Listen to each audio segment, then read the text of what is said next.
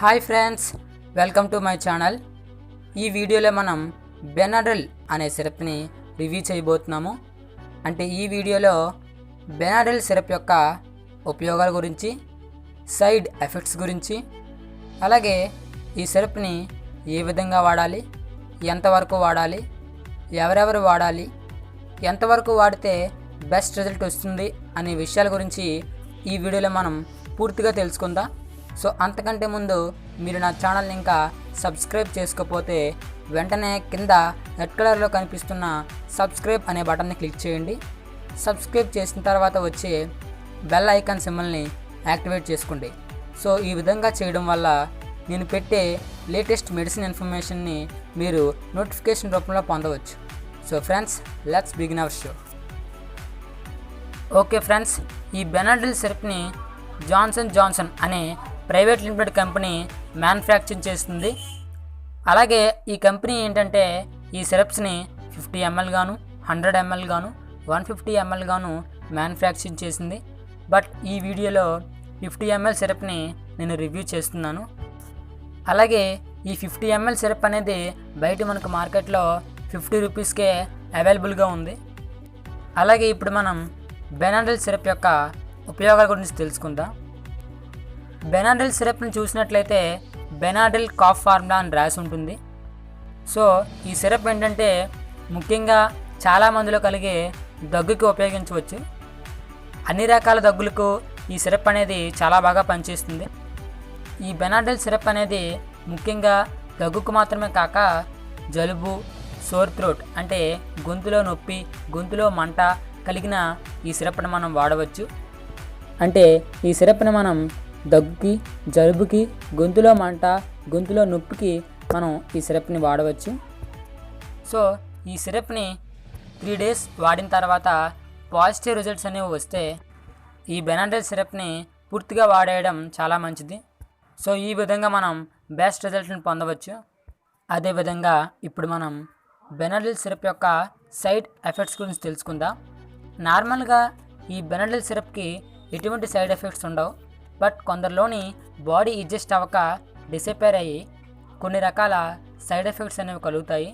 So వాటిలో ముఖ్యమైనవి ఏంటంటే ఈ సిరప్ని వేసుకున్న ఒక అరగంట లేదా గంట తర్వాత కడుపులో నొప్పి, అలర్జిక్ రియాక్షన్స్ అంటే దద్దుర్లు లేదా ర్యాషెస్ అనేవి కలిగితే వారు ఖచ్చితంగా సైడ్ ఎఫెక్ట్స్తో బాధపడుతున్నారని అర్థం చేసుకోవాలి. సో ఆ టైంలో ఈ సిరప్ని ఆపివేయడం చాలా మంచిది.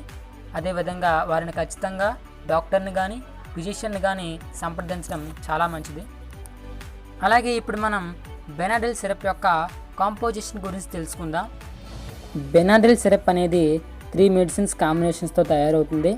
సో వీటిని మనం డ్రగ్స్ అంటాం. సో ఇందులో ఉండేవి ఏంటంటే diphenhydramine, ammonium chloride, sodium citrate. So ఈ 3 ఏం చేస్తాయంటే కాఫ్ నుంచి రిలీఫ్ని ఇస్తాయి. సో ఇందులో ఉండే డిపెన్హైడ్రమిన్ అనేది ఒక యాంటీ అలర్జిక్గా పనిచేస్తుంది. సో ఇదేం చేస్తుందంటే కొందరికి కళ్ళల్లో నుంచి వాటర్ అనేది వస్తూ ఉంటుంది, అలాగే తుమ్ములు కలుగుతూ ఉంటాయి. సో అటువంటి వాటి నుంచి ఇది తొందరగా రిలీఫ్ని ఇస్తుంది. అలాగే ఇందులో ఉండే అమోనియం క్లోరైడ్ అనేది ఒక కాఫ్ ఎక్స్పెక్టోరెంట్. సో ఇదేం చేస్తుందంటే స్టఫీగా ఉండే నోస్ని రిలీఫ్ చేస్తుంది. అలాగే ఇందులో ఉండే సోడియం సిట్రేట్ అనేది మెసెంజర్స్ని అంటే కాఫ్ తెచ్చే మెసెంజర్స్ని బ్లాక్ చేసి మనకి తొందరగా రిలీఫ్ని ఇస్తాయి. బెనాడ్రిల్ అనేది దీని ఒక బ్రాండ్ నేమ్. బట్ ఇందులో ఉండే డ్రగ్స్ ఏంటంటే diphenhydramine hydrochloride, ammonium chloride, sodium citrate.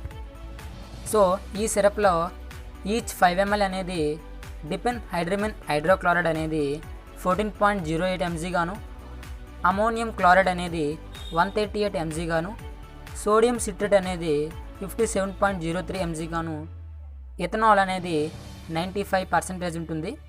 So ఇది 0.2625 ml గాను ఉంటుంది.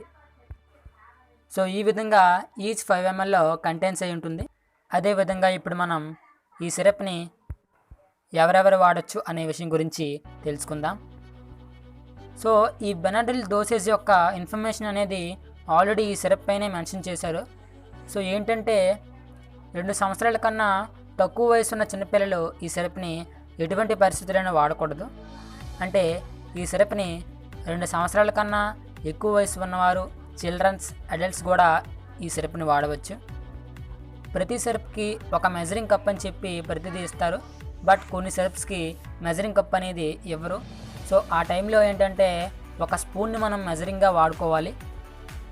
సో చిన్నపిల్లల్లోని 2 సంవత్సరాల నుంచి 5 సంవత్సరాల మధ్య గల వయసు వారు ½ టీ స్పూన్ వాడాలి, అంటే 2.5 ml. అదేవిధంగా 6 నుండి 12 సంవత్సరాల లోపు ఉన్న పిల్లలు ఈ సిరప్ని 1 టీ స్పూన్ అంటే 5 mlగా వాడవలసి ఉంటుంది. 12 సంవత్సరాల కన్నా ఎక్కువ వయసు ఉన్నవారు, అడల్ట్స్ అనేవారు ఈ సిరప్ని 2 టీ స్పూన్గా వాడాలి, అంటే 10 ml చొప్పున ఈ సిరప్ని వాడవలసి ఉంటుంది.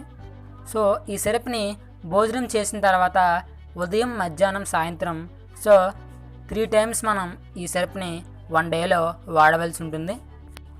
సో ఈ విధంగా ఒక 3 days ఆర్ 4 days వాడిన తర్వాత పాజిటివ్ రిజల్ట్ వస్తే ఈ సిరప్ని పూర్తిగా వాడేయడం చాలా మంచిది. అలాగే 4 to 5 days వాడిన దగ్గు, జలుబు, గొంతులో మంట, గొంతులో నొప్పి తగ్గకపోయినట్లయితే ఖచ్చితంగా ఫిజిషియన్ని కానీ డాక్టర్ని కానీ మరొకసారి కన్సల్ట్ చేయడం చాలా మంచిది. ఈ బెనాడిల్ సిరప్ని ఎటువంటి పరిస్థితులైనా చిన్నపిల్లలు అంటే పీడియాట్రిక్స్, అలాగే గర్భిణీ స్త్రీలు ఎటువంటి పరిస్థితులైనా వాడకూడదు. సో చిన్నపిల్లలు లేదా గర్భిణీ స్త్రీలు ఈ సిమ్టమ్స్తో బాధపడుతూ ఉంటే వారిని ఖచ్చితంగా డాక్టర్ని కానీ ఫిజిషియన్ని కానీ కన్సల్ట్ చేయడం చాలా మంచిది. అలాగే ఈ సిరప్పై మెన్షన్ చేసిన వార్నింగ్ ఏంటంటే డాక్టర్ అడ్వైస్ చేసిన డోసేజ్ మాత్రమే మనం వాడాలి. సో అంతకంటే ఎక్కువ డోసేజ్ మనం తీసుకోకూడదు. అలాగే మీకు ఒకవేళ కాలేయం మరియు మూత్రపిండాల వ్యాధి ఉంటే ఖచ్చితంగా వాటిని మీ డాక్టర్కి తెలియజేయడం చాలా మంచిది. సో ఫ్రెండ్స్, మీకు నా ఎక్స్ప్లెనేషన్ నచ్చినట్లయితే లైక్ చేయండి. మరిన్ని వీడియోస్ కోసం నా ఛానల్ని సబ్స్క్రైబ్ చేసుకోండి. అలాగే మీ ఫ్రెండ్స్కి వాట్సాప్, ఫేస్బుక్ ద్వారా ఈ మెడిసిన్ ఇన్ఫర్మేషన్ని షేర్ చేయండి. మీకు ఏ మెడిసిన్ ఇన్ఫర్మేషన్ అయినా కావాలి అంటే కింద కామెంట్ బాక్స్లో కామెంట్ చేయండి. అలాగే ఈ వీడియోపై ఉన్న డౌట్స్ని కామెంట్ బాక్స్లో మీరు పోస్ట్ చేయండి. So friends, thank you for watching. Subscribe for more updates. Thank you.